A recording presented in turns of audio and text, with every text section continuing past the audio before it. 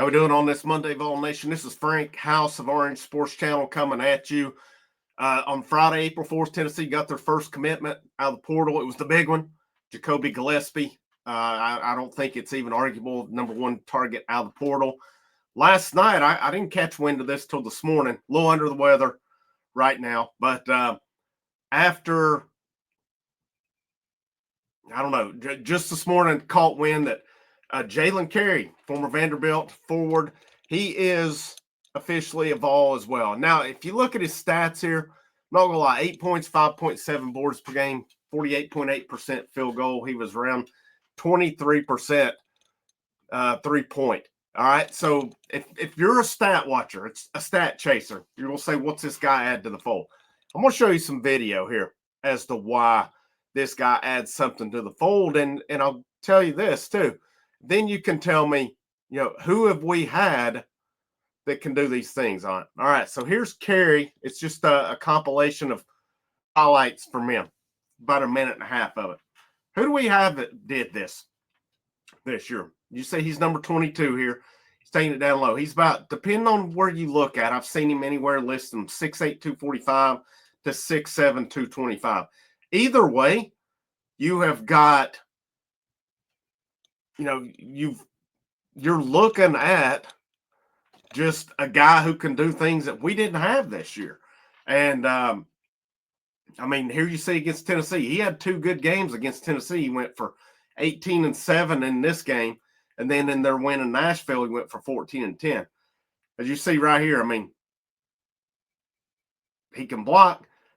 Here he is coming from the wing. He's coming in. He has that body where he can beat and bang on the inside. He's kind of that bull that we didn't have this year. And he only averaged about 20 minutes. But, there's some games, the numbers look good. There's some games that didn't. But Tennessee did not have this type of player this year either. And I think that hurt them when it come down to it. That is the type of player that beat Tennessee's ass in the Elite Eight for Houston last week. Tennessee saw that. They went out and got that type of player here as well. And to me, I like the pickup. I like what it adds.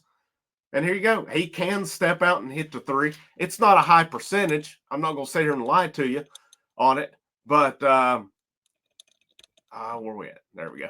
It's not, again, 23%, but it can happen. It can happen. Who's to say it? The shot looked pretty good there. But I like that he's able to create. He's able to drive. He's not afraid to beat and bang. He's a physical guy. He's going to fit the Tennessee style. And again, to me, he adds a dude to the equation who they didn't have last year. And really, I don't know when the last time we really had a guy like this. Is it Grant Williams? A dude with that kind of build who can drive, who can make his own thing, who is not afraid of contact, who's not afraid to get physical.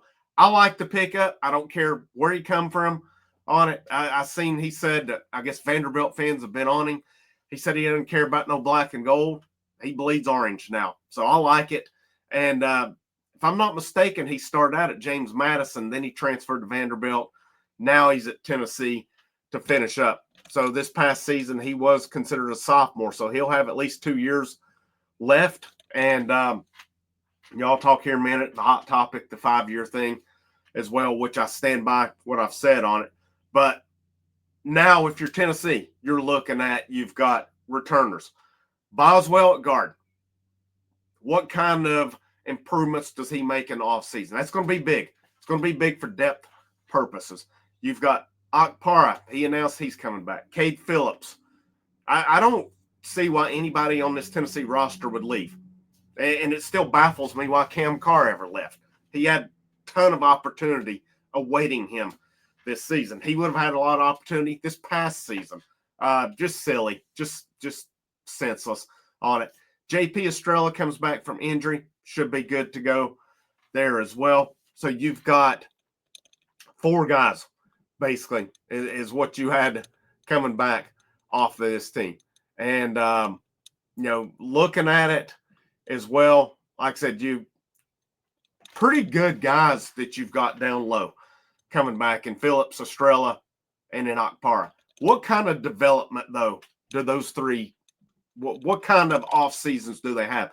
Because I feel like their improvement's vital. It's vital how much they improve in this system down low. Akpar and Phillips to me, I think we've got to develop some kind of offensive game for him. He's very athletic. He can do good things, but there's got to be a shot. There's got to be something to be able to create a little bit. Akpar, he kind of is what he is. He's a rim protector. He's an alley-oop catcher along the way. He and Ziegler had a good dynamic on that. How will he and Gillespie, how will that dynamic work with it? Now you look to their signing class. You've got Amari Evans coming in, consensus 4-star across On3, ESPN, Rivals, and 24/7. You've got Dwayne Brown. He's a 4-star in 2 of them. He's a 3-star in 2 of them. And you got Troy Henderson, point guard. He's a 3-star in 2 of them, and he's not rated in 2 of the outlets also. Now you add Jacoby Gillespie. You add Jaylen Carey to the mix. Now, I'll be honest, you put this team on the court, they're going to struggle a lot right now because it's not a finished product, obviously. You have up to, depending on the ruling today, they could have up to, about 6 to 7 scholarships still open, depending on what that distribution is on it today. The biggest thing you got to add shooting. 2 guys to keep in mind based on everything I'm reading. Rodney Rice, Jacoby Gillespie's backcourt mate at Maryland, and Donovan Atwell, he was a shooting guard at UNC Greensboro this year. And I've seen people comparing him to Josiah Jordan James. The reason they're comparing him because he's lefty.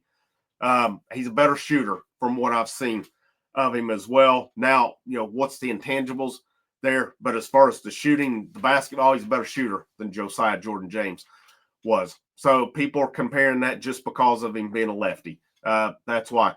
But if you were to add a Rice and an Atwell, 40% plus 3-point shooters on the year to go along with Gillespie. Now you've got some shooters. You've got a guy down low now in Jaylen Carey who can create, who can bull his way around, who's not afraid to beat bang, who can rebound, who I think will get more minutes possibly down at Tennessee just because of his skill set and what he does. Then you add more. To me, I think the remaining spots have to be on shooting.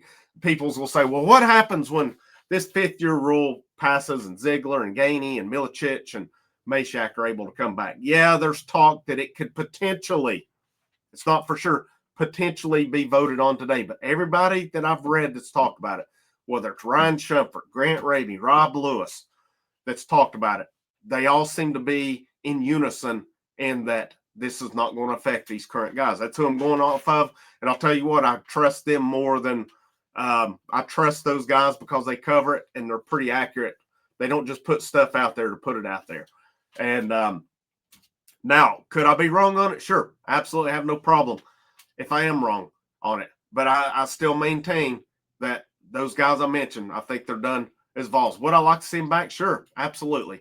But everything I'm reading, I don't see it happening. I don't see it. Even if it gets passed, they say it's not going to affect the current class. It may affect future classes there as well. But, could it affect a Gillespie, a Jaylen Carey, and some of these guys? Possibly.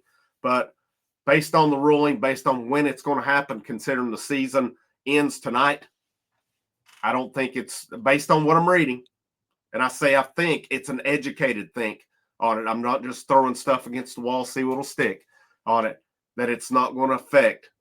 It's not going to be, retroactive, basically. It's going to be the moving forward because when it goes into legislation, probably wouldn't be until the summer. They're not going to backdate it on that. And it is what it is. All right. And again, if I'm wrong, I have no problem saying I'm wrong, but I've read this. I've looked over it pretty well. Cross the I, dot the T's, all that stuff. And based on everything I read, it's not going to affect the current class. But we'll see. More of it today is going to be based on NIL. And basically the way I read it is the integration of a salary cap. So that could be interesting as well. And one more that's pretty interesting is that they're saying Tennessee may not be out on Nate Ament right now. So if you could pull off a stunner and get Ament, Rodney Rice, Donovan Atwell to go with Jaylen Carey to go with Jacoby Gillespie.